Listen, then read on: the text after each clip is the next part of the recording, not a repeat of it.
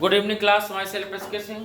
और आज हम लोग क्लास 11th के लिए एक इम्पॉर्टेंट टॉपिक पढ़ाए थे, रेफ्रिजरेटर। रेफ्रिजरेटर क्या है? देखिए, जो कार्नोट साइकिल थी, कार्नोट हीट इंजन जो बनाया गया था, कार्नोट हीट इंजन में 3 प्लेटफॉर्म थे, source, working substance and sink. समझे बेटा? 3 प्रोसेस थे, source, working substance and sink. और ये सोर्स था, यहाँ पे ये सोर्स था। This is the working substance,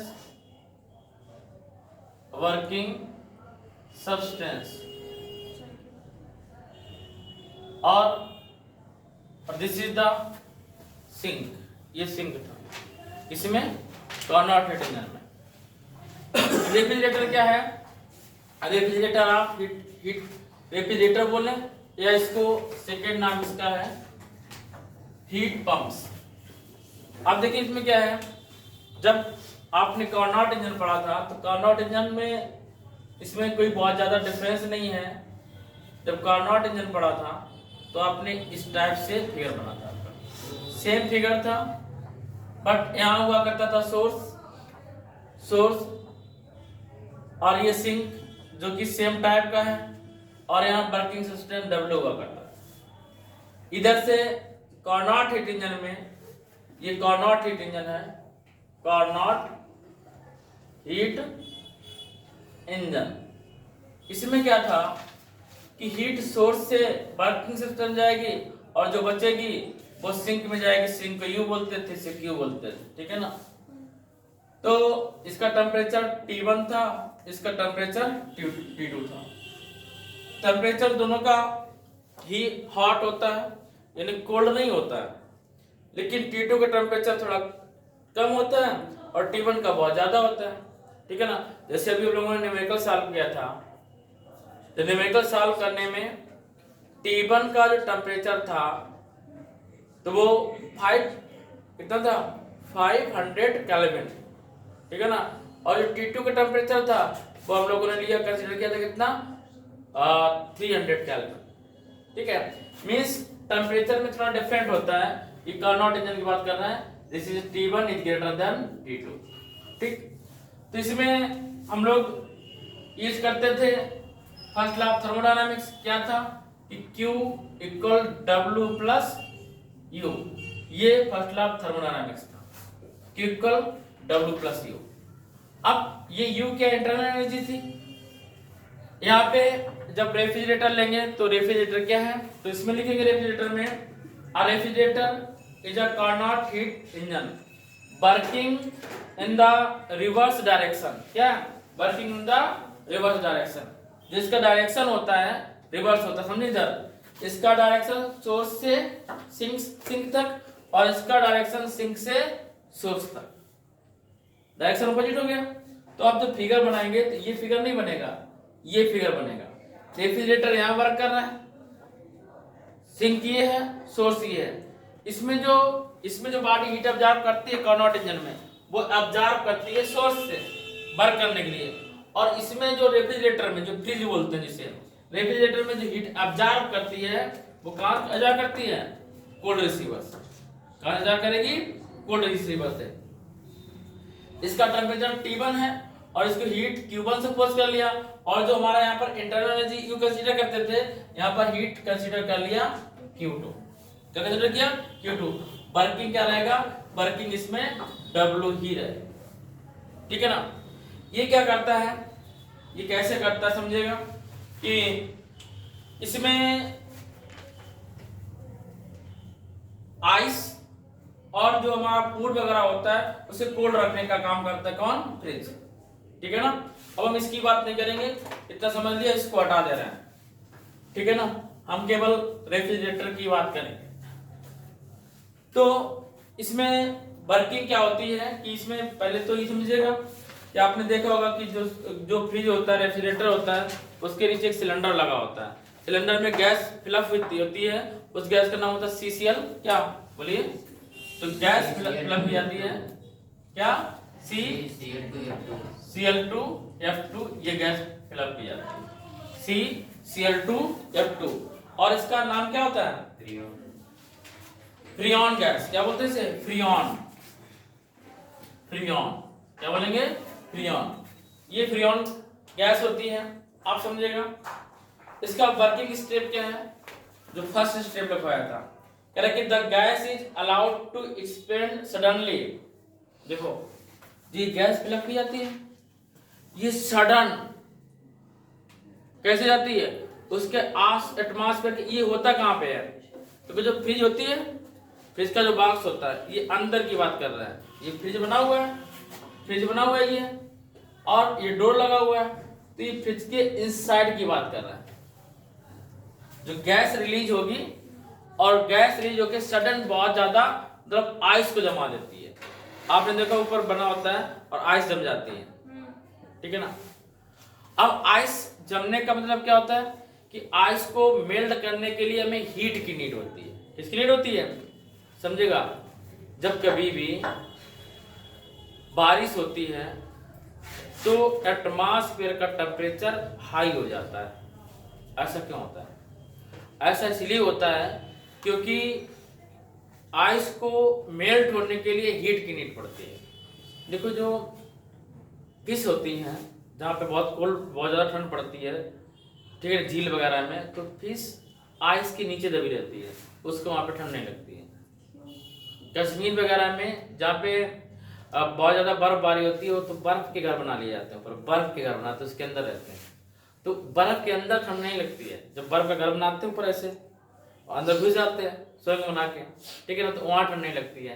क्यों नहीं लगती है? क्योंकि वो क्या करती है, आसपास का जो टेम्परेचर है वो ऑब्जर्व करती है। क्या करती है? ऑब्जर्व करती है। किस लिए ऑब्जर्व करती है? आइस को मेल्ट करने के लिए, ठीक है ना। तो यही वर्क यहाँ हो रहा। जैसे CCl2F2 जो गैस है, फ्रियॉन गैस है, इसे रिलीज करी और ये आइस बन गई। जैसे आइस बनी तो यहाँ से जो सिंक से, अब यहाँ सोर्स से नहीं, सिंक से हीट रिलीज होगी इसको मेल्ट, आइस को मेल्ट कराने के लिए। तो जो अंदर का एटमॉस्फेयर होता है वो कैसा हो जाता है? बहुत ज्यादा हॉट हो जाता है। फ्रिज के अंदर का एटमॉस्फेयर हॉट हो जाता है, ठीक है ना।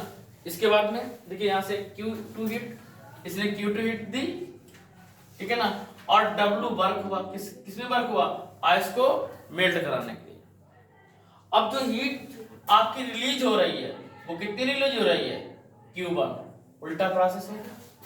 उसमें पढ़ा था Q1 is equal W plus Q2, इसमें Q2 plus W equal Q1, ठीक है ना। अब सेकेंड जैसा ऐसे हमने लिखा है, सेकेंड बन गया the cold fluid is allowed to absorb heat Q2 isothermally, मतलब slowly from the cold receiver. This convert the mixture into vapour. यहाँ क्या बन जाता है? वेपर बन जाता है। अब फ्रिज को खोलो तो एकदम तुम्हें ऐसा लगेगा कि बांस बन के उड़ रही है, ठीक है ना। वो क्या कर रहा है? फ्रीजिंग करवा रही है। नेक्स्ट कह रहा है then the vapour is adiabatically compressed. Adiabatically कैसे जाती है? कंप्रेस्ड हो जाती है till it heats up to temperature of the surroundings. Finally the vapor of composed isothermally is connected with the surroundings.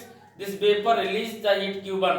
कौन सी heat? Q1 is equal Q2 plus W to the surrounding and return the initial state. Here W is the work done on the gas per cycle. देखो fridge के आसपास का जो atmosphere होगा वो कैसा रहेगा? हॉट रहेगा, क्योंकि वो हीट बाहर से अब्जॉर्ब करता है, ठीक है ना। तो आसपास का कैसा रहेगा? हॉट रहेगा। अब जैसे यही हमारा जो एसी वगैरह जब लगी होती है, जिन घरों, जितने जैसे सिटी वगैरह में बहुत जिस एरिया में जो बहुत महंगा एरिया होता है, कॉस्टली एरिया होता है, बहुत सबके घर में एसी लगी रहती है। चाहे अगर किसी एक घर में एसी नहीं लगी है तो उसे बहुत ज्यादा गर्मी में लगती है। क्यों ऐसा होता है? क्योंकि सबके घर पे एसी चलती है।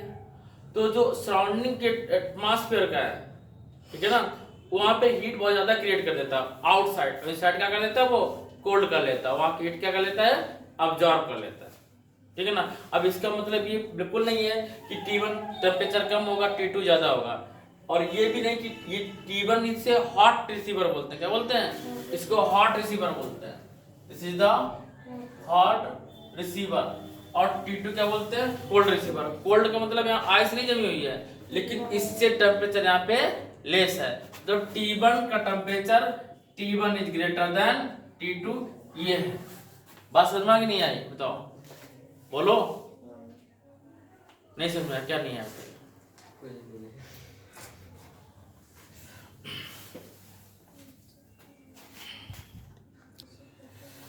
देखिएगा, जैसे कि हम लोग ने कार्नोट हीट इंजन में इफिशिएंसी पढ़ा था। इफिशिएंसी क्या थी? बोलो, इफिशिएंसी क्या थी? ईटा इक्वल ईटा इक्वल मेन जो था work upon given heat to the system, ये क्या थी? इफिशिएंसी थी। यदि परसेंटेज में फाइंड करते तो क्या था? W/Q1 इंटू 100, ये इफिशिएंसी थी। किसकी? कार्नोट इंजन की। हम लोग किसकी इफिशिएंसी फाइंड कर रहे हैं? रेफ्रिजरेटर की। और ये कार्नोट के अपोजिट वर्क करता है, रिवर्स प्रिंसिपल है, ठीक है ना।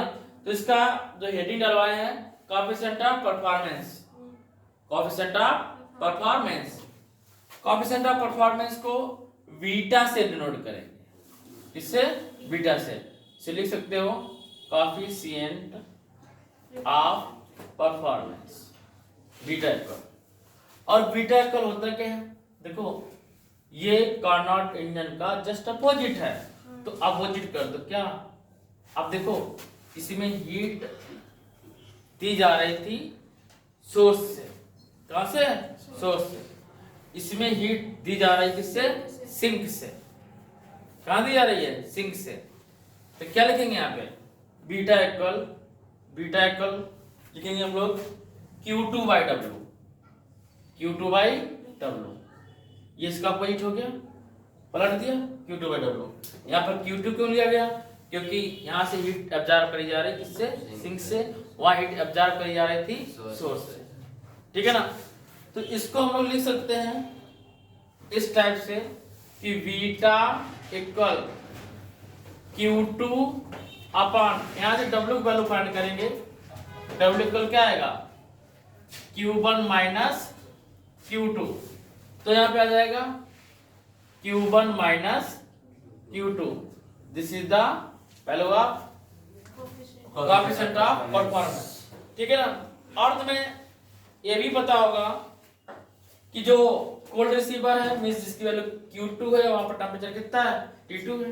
यदि इसे टेंपरेचर के फॉर्म में लेना चाहें, टेंपरेचर के फॉर्म में, तो इसको हम लोग लिख सकते हैं beta equal T2 upon T1 minus T2। और जब भी इसका न्यूमेरिकल सॉल्व करते हैं, चाहे Carnot heat engine numerical solve करें या रेफ्रिजरेटर सॉल्व करें, बच्चा टेम्परेचर डिग्री सेल्सियस में ही दिया होगा। इसमें दिया होगा डिग्री सेल्सियस में।